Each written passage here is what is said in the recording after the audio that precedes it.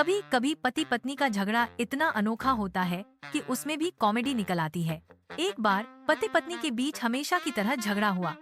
नतीजा यह हुआ कि दोनों ने एक दूसरे से बात करना बंद कर दिया। अगली सुबह पति को बहुत सुबह ऑफिस जाना था, इसीलिए उसने एक कागज पर लिख दिया, मुझे कल सुबह 6 बजे जगा देना। और वह कागज पत्नी के तकिए के पास रख दिया। पत्नी ने वह पर्ची पढ़ी और सो गई।